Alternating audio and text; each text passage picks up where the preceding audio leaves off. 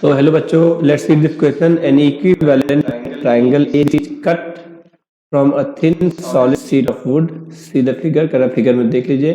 D, E, F are midpoints of its side as shown, and G is the center of triangle. The moment of inertia about an axis passing through G and perpendicular to plane of triangle is I naught. Smaller triangle D E F is removed. Smaller triangle D E F यानी बेटे ऐसा एक triangle remove कर दिया गया from the triangle A B C. The inertia of remaining figure about axis is I, then I is, then I is. अब हमें निकालना है कि आई की वैल्यू क्या है. So let's find out. अगर अपन लोग देखेंगे तो हो जाएगा, कोई दिक्कत नहीं है.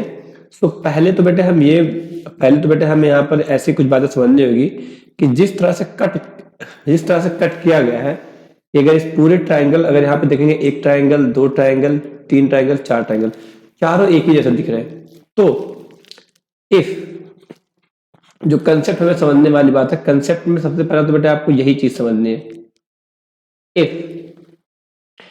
If mass of triangle A BC is M, then mass of triangle DEF is M by 4. Right बेटे. और अब हम क्या कर सकते हैं कि अगर हम ये मान ले कि जो ABC ट्राइंगल है, यानी कि IABC कोई बेटे हम लोग कह रहे हैं I नॉट.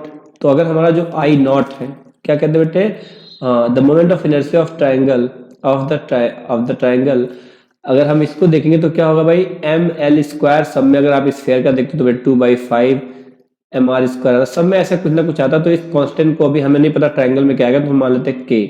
तो के एम एल स्क्वायर, क्योंकि इस एबीसी ट्राइंगल की साइड हम एल एल एल मान सकते हैं.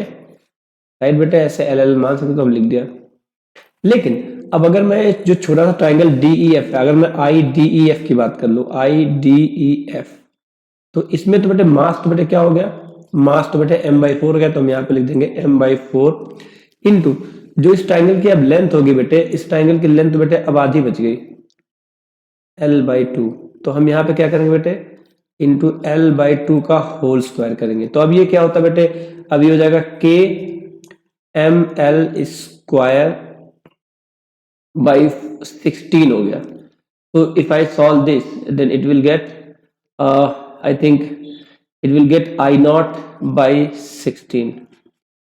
राइट बेटे. अब ये तो डी एफ का, लेकिन ये तो निकाल दिया गया. तो जो अगर हमें बात करना है कि रिमेनिंग पार्ट का क्या होगा, अगर हमें बात करना है बेटे किसका, कि रिमेनिंग पार्ट का मोमेंट ऑफ क्या होगा, तो MOI ऑफ रिमेनिंग पार्ट का मोमेंट ऑफ इनर्शिया क्या होगा, देखते बेटे. MOI ऑफ रिमेनिंग पार्ट तो क्या होगा, जो पहले हमारा moment of inertia I naught था, इसको क्या कर देंगे, I naught minus I naught by 16 कर देंगे. Then it will become 15 I naught by 16. क्या हमें ऐसा कोई ऑप्शन दिख रहा है? तो यस, इट इज बी. सो इस क्वेश्चन का बी ऑप्शन सही है. I hope you understand it well. Thank you.